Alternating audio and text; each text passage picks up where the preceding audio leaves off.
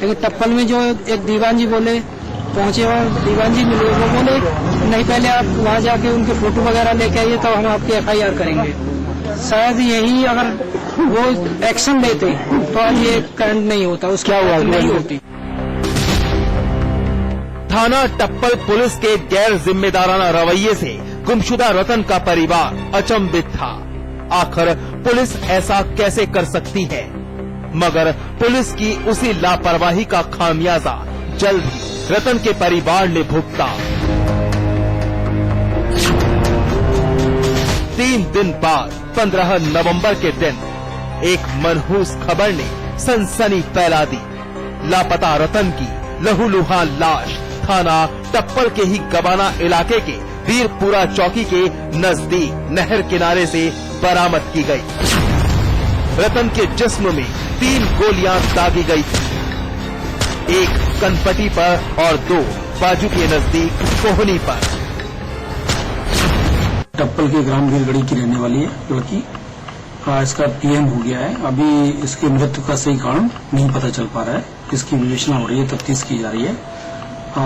इसमें जो इसके 3 गोलियां लगी थी, दोनों बाजुओं में, कोहनी के पास और कनपटी में माई आंख के पास। इस तरीके से इसका मर्डर हुआ। ये 12 तारीख से मिसिंग थी अपने घर से, जहां से ये पढ़ती थी MBA में, श्री खुशीराम महाविद्यालय खैर में पढ़ती थी। 12 तारीख से मिसिंग थी, जिसकी टप्पल थाने में गुमशुदगी इसकी लिखी हुई है। घर वालों ने भी अभी किसी पर शक जाहिर नहीं किया है। लेकिन हमारी पुलिस के आलाधिकारी भी कितने बेशर्म हैं कि जानते हुए भी कि एक लड़की की गुमशुदगी की रिपोर्ट लिखी गई थी, संबंधित थाने की पुलिस ने मुस्तैदी नहीं दिखाई, पीड़ित परिवार का दर्द नहीं समझा और नतीजा 3 दिन बाद रतन की लाश ने परिवार को तोड़कर रख दिया। रतन के भाई अजीत का कहना है कि उसकी बहन को अगवा कर मौत के घाट उतारा गया। कातिल कौन है, कत्ल की वजह क्या है, वो जानते ही नहीं, जबकि थाना टप्पल के SI पांडे सिंह उनकी लापता बहन को ढूंढने के बजाय पीड़ित परिवार से ही शर्मनाक सवाल पूछ रहे थे। पहले उनको किडनैप करा है, उठाया है कहीं से रास्ते में से, उसके 1 दिन बाद फिर गोली मारी है। 3 गोली लगी हैं उसकी, एक कनफटी पर लगी है, 2 हाथ में हो गई है। पुलिस सक्रिय नहीं हुई थी, बिल्कुल भी नहीं हुई थी सक्रिय। SI पांडे सिंह, पांडे करके नाम है उनका। हम दोपहर 1 बजे 12:30 1 बजे के करीब गए हैं। जब 12:30 1 बजे के करीब गए हैं हम वहाँ, तो उन्होंने हमसे कहा है किसके साथ भागी आपकी लड़की। सीधा सवाल उनका यही था। हमने बोला कि हमें पता होती हम आपके पास क्यों आते, जरूरत ही नहीं थी हमें आने की, हमें ऐसा कुछ आई नहीं। जब और वो बोले फिर नहीं आप मुकदमा दर्ज कराइए, किसके नाम से कराओगे? भाई हमें किसी के नाम से नहीं कराने। तो उन्होंने हमारी रिपोर्ट नहीं चढ़ाई वहाँ पे। रतन की मौत पर परिवार गमजदा है, गांव के लोग गमगीन हैं। रतन की मौत अभी तक एक राज है, कातिल छुपा है। पुलिस उस अनहोनी के बाद जागी तो क्या जागी, जब इस परिवार की खुशियां छिन गई। अब वही पुराना घिसा पिटा राग अलाप कर पीड़ित परिवार के दर्द पर मरहम लगाने की जद्दोजहद जारी है। मगर ये खाकीधारी क्या जाने, जिन्होंने वक्त पर फर्ज से मुंह मोड़कर एक परिवार के साथ क्या कर डाला। अनिल चौधरी, अलीगढ़ समाचार प्लस। खबर फिर अलीगढ़ से ताल्लुक रखती है। वाकई अलीगढ़ में अपराधी बेखौफ हैं, मगर इस बार उनका शिकार कोई आम जनता नहीं, बल्कि जनता का वो रक्षक बना है जो उनकी सेवा में सदैव तत्पर तैयार रहने का दावा करता है। जी हां, यूपी की मित्र पुलिस का एक दरोगा, जिन पर अपराधी ऐसे बरसे कि अब दरोगा साहब अस्पताल की चौखट पर मारे दर्द के कर्रा रहे हैं।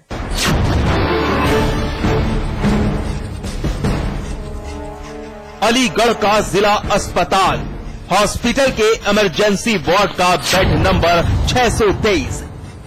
अस्पताल के बेड पर एक खाकीधारी जख्मी कुलबुला रहा है, सिर पर पट्टी बंधी है। लगता है साहब के सिर से काफी खून बह चुका है। मारे दर्द के जिस्म की बेचैनी आराम भी नहीं करने दे रही। सर फटा हुआ है और सर को चोट है और वैसे होश में है, ठीक ठाक है, बात कर रहे हैं। इलाज चल रहा है? इलाज चल रहा है और ठीक ठाक है। चलिए पहले साहब का पूरा परिचय दिया जाए, फिर सारी कहानी अल्फाज दर अल्फाज खोली जाएगी। नाम है भूदेव सिंह, यूपी पुलिस के एक सब इंस्पेक्टर, अलीगढ़ के थाना देहली गेट पर तैनात। दारोगा साहब जख्मी हैं। कहीं आप ये तो नहीं सोच रहे कि इनका कोई एक्सीडेंट तो नहीं हो गया? अगर आपका ऐसा सोचना है तो आप बिल्कुल गलत हैं, क्योंकि दारोगा साहब किसी एक्सीडेंट की वजह से अस्पताल नहीं पहुंचे, बल्कि अलीगढ़ के उन अपराधियों का शिकार बन गए जिनके आतंक से जिला हलकान है। जी हां, रात के 1 बजे जब दारोगा साहब भूदेव सिंह ड्यूटी से घर की तरफ रवाना हुए तो बदमाश बेखौफ बनकर इन पर टूट पड़े। सुनिए जरा। ये थाना दिल्ली गेट की गुलर रोड की घटना है। दिल्ली गेट में सब इंस्पेक्टर भूदेव हैं, जो रात में अपनी ड्यूटी करने के बाद 1 बजे अपने घर जा रहे थे। उनका जो घर है वो गुलर रोड पे गली नंबर 1 में पड़ता है। तो अकेले जा रहे थे, जब वो मुड़ने लगे तो एक संदिग्ध हालत में एक करीब 20-22 वर्ष का एक युवक खड़ा था, जिसको उन्होंने देख के रोका, पूछा क्यों खड़ा है यहाँ पे। तो उसके हाथ में एक जो सब्बर टाइप की थी आगे से नुकीली, और वो जिससे ताले तोड़ने की और वो है, पैंट में अंदर घुसे हुए था, तो वो निकाल के उन्होंने अपने कब्जे में ले ली। एसपी साहब बता रहे थे कि रात के वक्त जब सब इंस्पेक्टर भूदेव सिंह घर की तरफ रवाना हुए तो घर के पास गली के अंदर एक संदिग्ध युवक खड़ा था। दारोगा साहब वर्दी में थे, इसलिए उससे पूछताछ की। दारोगा भूदेव सिंह ने शटर तोड़ने वाला एक वजनदार सामान युवक से बरामद किया। दारोगा भूदेव सिंह ने वहां खड़े होने की वजह पूछी तो युवक ने अपना नाम शकील बताया और रात के वक्त एक दोस्त की इंतजार की बात कही। दारोगा भूदेव सिंह ने उस संदिग्ध युवक से उसके दोस्त का नंबर लिया और शकील की बात करवाई, मगर इस दौरान किसी ने पीछे से दारोगा भूदेव सिंह के सर पर एक जोरदार वार कर दिया। दारोगा भूदेव सिंह लड़खड़ाकर जमीन पर गिर पड़े और वो युवक दारोगा भूदेव सिंह की सर्विस रिवॉल्वर और मोबाइल छीनकर फरार हो गए। शकील का इंतजार कर रहा, बताओ मैं बात कराता हूँ, कहाँ?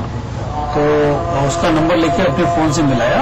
एक बार पहली बार उसने काट दिया, दोबारा उसने कहा कि हाँ मैं सत्यन बोल रहा हूँ। फिर उसने उसी शकील को देके फोन दिया, तो उसने कहा कि मैं आप आ जाओ यहाँ पे, मुझे दरवाजे में रोक लिया है, तो फोन क्यों काट रहे हो? इसके बाद वो बता रहे हैं कि ऑल ऑफ सडन किसी ने जब बात कर रहे थे पीछे से कोई रॉड सी सिर पर मारी, जिसके बाद वो गिर के अनकॉन्शियस हो गए। इसके बाद जब उन्हें होश आया तो उनके पास उनकी पिस्टल नहीं थी और 2 उनके जो डबल सिम का एक मोबाइल था वो नहीं था।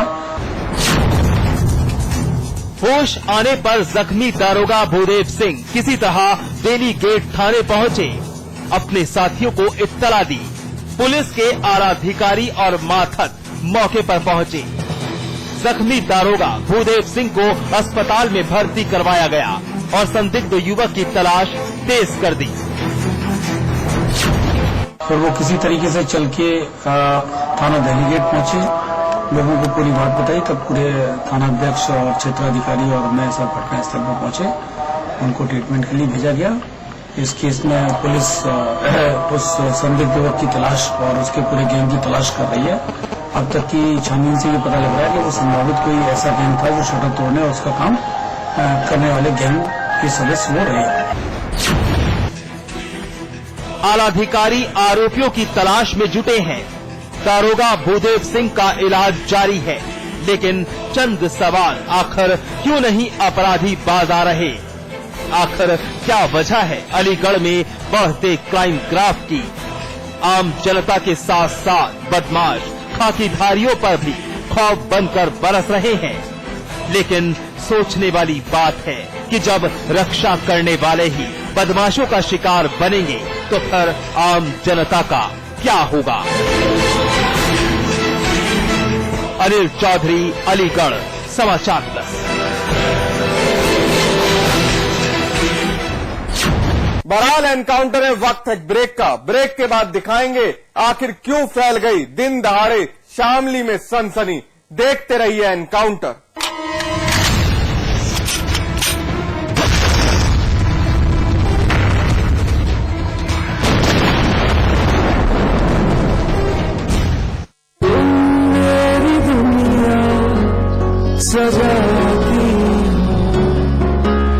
कभी हौसला बढ़ाती हो, स्पेशल बनाती हो घर को। सिर्फ घर बनाते हैं, हम उसमें खुशियां बसाते हैं। सुपरटेक। विराज कंस्ट्रक्शन प्रस्तुत करते हैं आपके शहर लखनऊ में फैजाबाद रोड पर संपूर्ण आवासीय योजना डीवीजी ग्रीन सिटी। मात्र 20% जमा करके पाए अपने सपनों का घर। आज ही संपर्क करें 0522 309 3500।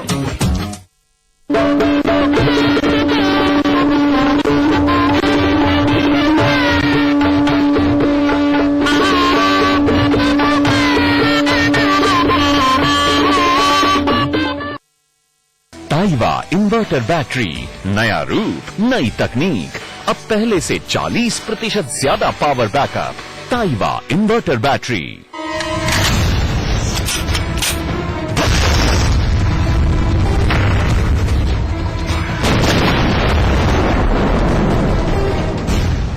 एक प्रेम कहानी का आगाज कुछ वक्त पहले हुआ था, मगर वक्त बीतने के साथ साथ लड़की परिवार के प्रति समर्पित हो गई।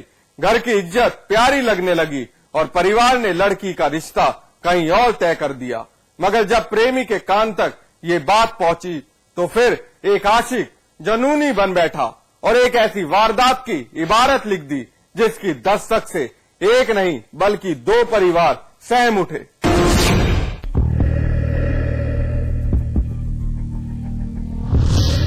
रात की खामोशी को चीरता ये सन्नाटा दहशत पैदा कर रहा है। एक अजीब सी सनसनाहट यहां फैली है।